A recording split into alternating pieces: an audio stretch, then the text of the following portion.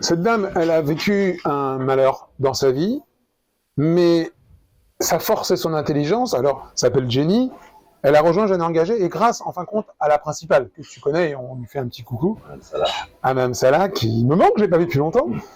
Et Jenny, donc, on s'est rencontrés à un moment difficile de sa vie, parce que j'étais venu tu étais avec nous, je crois, quand on était venu pour la première année, la première année triste de l'anniversaire de la disparition de sa fille. Et c'est là où on se rencontre pour la première fois. Elle est avec, il n'y a pas de journaliste ce jour-là, il n'y a pas de caméra, il n'y a personne. Il y a elle et sa famille, toi, Madame Salah, l'adjointe, et une autre personne de l'école aussi, et moi-même, trésorier, je ne sais plus ce qu'il est, c'est comme fonction. Et c'est tout, ses enfants et cette dame.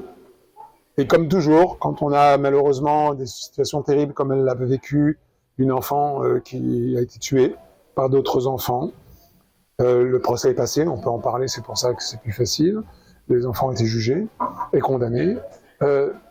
Quand elle m'a rejoint, je lui ai dit, moi je vous accueille bras ouverts, mais je ne veux pas faire de vous une vedette de quelque chose de funeste. Si on travaille sur un projet en commun, et on travaille sur un objectif commun pour donner une forme d'authenticité et de réalité. Et quand tu arrives, je me dis, waouh, c'est fou, parce que même si tu n'es plus à Argenteuil, ça te parle pour plein de raisons. Parce que tu as pu partager cette période difficile, et tu arrives juste maintenant. C'est ça qui est fou. Pourquoi maintenant? Jenny a attendu jusque maintenant pour venir parler de tout ça. Comme quoi, il n'y a pas de hasard dans la vie. C'est fou. Non, et puis je tiens à dire que je suis encore résident à Argenteuil. Oui, je encore, mais voilà, c'est un point commun. Et ce qui est fou, c'est que Jenny, ce que je t'ai proposé, ce que j'aurais vraiment qu'on fasse, c'est que tu animes une émission de télévision Jeunes Engagés pour inviter des personnes qui ont des choses à dire, pas obligatoirement aussi lourd que ce que tu portes, mais pourquoi je te l'ai proposé, et c'est ça qui m'intéresse chez toi, c'est que je veux que quand tu poses ton regard, que tu poses ton accent, que tu poses sans mettre cette histoire personnelle, dure, sur la table, mais le cœur parle au cœur.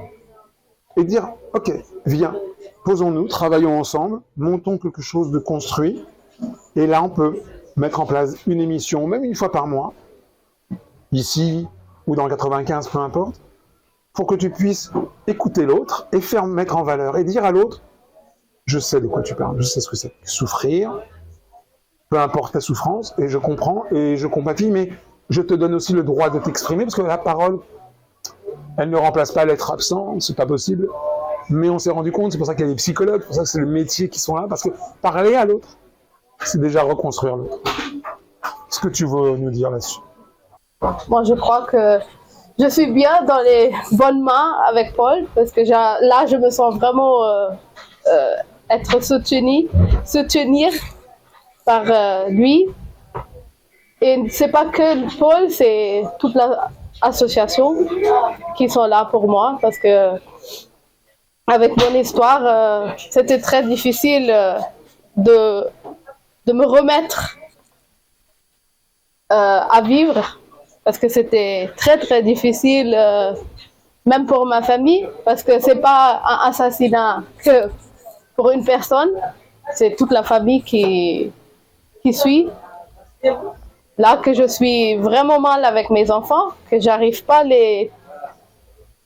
c'est pas l'éducation que je dois dire, mais c'est pas ma éducation, mais c'est après le drame que eux ils sont subis, ils sont cassés.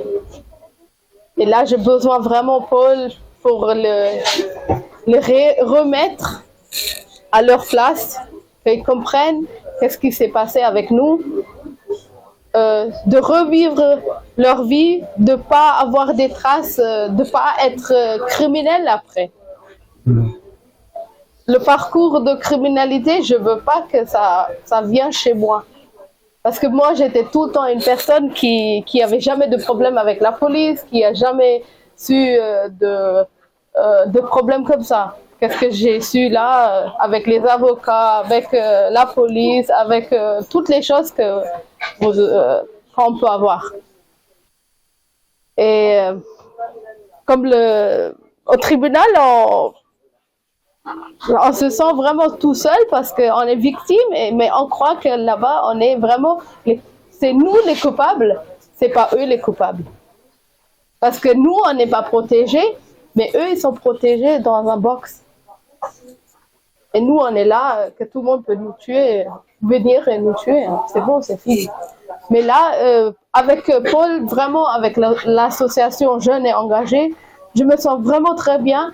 Et vraiment, avant, j'arrivais pas à parler, mais là, aujourd'hui, j'arrive à parler. J'arrive à dire à tout le monde que j'ai une main qui me tient.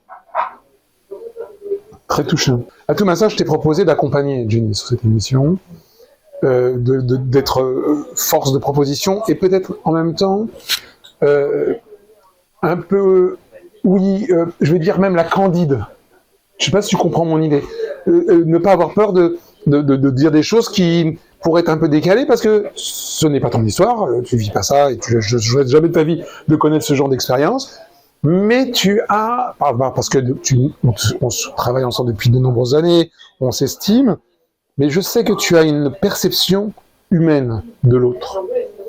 Et cette perception, elle peut être intéressante. Alors oui, je sais que tu ne veux pas être mu à l'image pour des raisons qui t'appartiennent, et je respecte cela, mais même si tu n'es qu'une voix dans cette émission et que c'est Jenny qui reçoit face à la caméra et que tu sois un peu ce troublion de l'émission, je pense que ça va donner une force.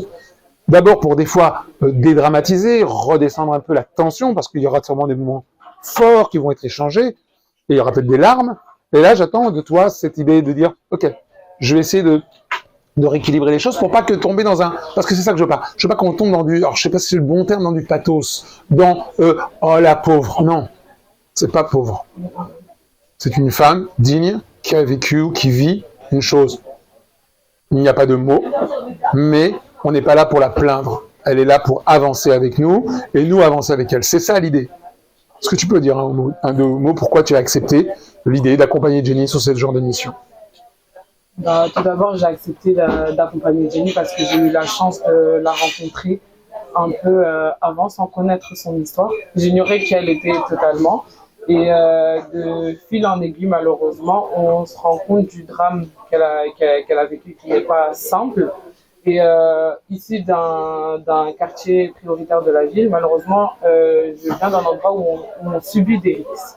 On les subit parce que malheureusement, on fait tout ce qu'on peut à notre échelle pour éviter tout cela, mais malheureusement, on ne l'évite pas.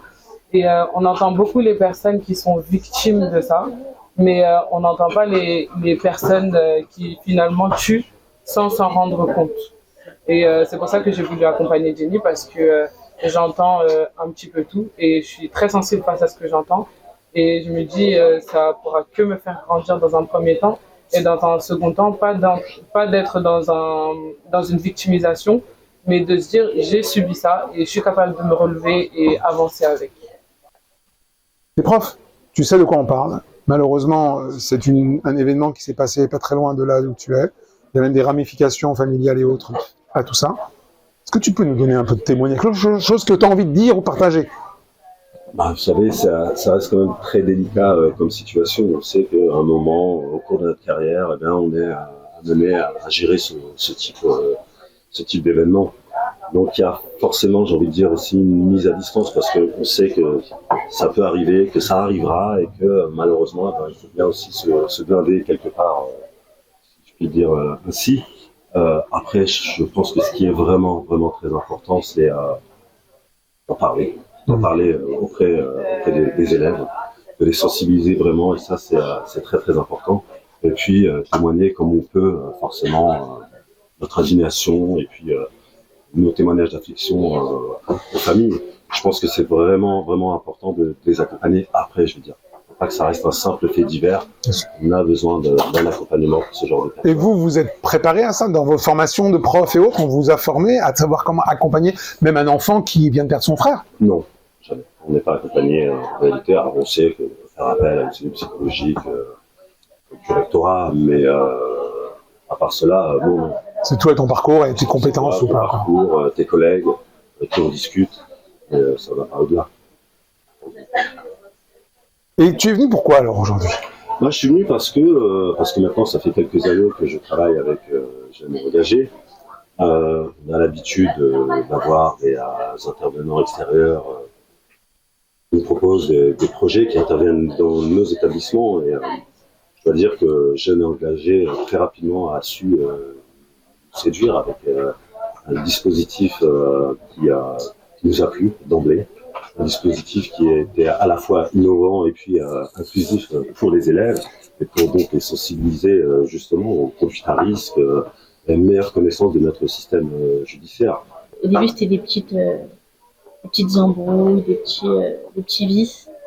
Et après, malheureusement, les deux personnes qui étaient auparavant, ces soi-disant amis, lui ont fait un mauvais coup. Mais en fait, ça, personne l'avait préparé. C'est arrivé d'un coup. Enfin, eux, ils l'avaient prémédité. Mais ça, personne ne s'en doutait. On voyait qu'ils n'étaient pas très très gentils, mais pas au point de commettre un tel acte. Tu as quel âge, je sais pas, Israël? J'ai 18 ans. 18. Comment tu te prépares? Comment toi tu fais pour grandir avec ça? Alors en fait, moi, à l'époque où j'ai connu Alisha, j'étais encore jeune, j'avais 15-16 ans. Et j'étais un petit peu à la recherche de moi-même. Je savais pas trop comment j'étais, quand je me découvrais, quoi. Et donc, avec Alisha, on a passé beaucoup de bons moments. Et donc, une fois que mon décès il est passé, ça m'a vraiment beaucoup touchée. J'aurais pas imaginé autant, mais je m'étais vraiment beaucoup attachée à elle. Et donc, ça m'a fait beaucoup de mal. Ça m'a rendu énormément triste. Et du coup, c'est là où je me suis rapprochée de sa mère. Parce que sa mère, elle savait que j'étais son amie, mais on n'était pas vraiment très très proches. Et puis, on a aussi pu discuter plein de choses.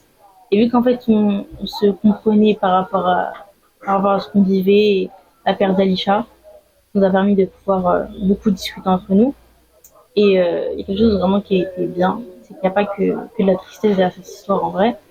C'est que ça m'a permis de beaucoup grandir en maturité, et d'évoluer, et de devenir quelqu'un de plus solide. Avec du recul, en fait, sa mort, c'est vraiment très triste. Mais je me dis, en fait, elle était tellement gentille que dans ce monde, il y a des gens bons partout comme il y a des gens mauvais. Et je me dis, en fait, que les gens, elle ne connaissait pas le vice que les gens ils pouvaient avoir. Et c'était compliqué à lui expliquer parce qu'elle avait vraiment un trop bon cœur. D'accord. Donc, par mémoire et par fidélité de cette relation, tu essaies de faire des choses constructives. Et tu fais quoi dans la vie maintenant? Tu as 18 Là, ans? je suis au lycée. Je suis toujours au lycée, je suis en D'accord. terminale Je passe au bac, là. en commerce. Voilà. Et l'année prochaine, je vais partir pour faire un BTS.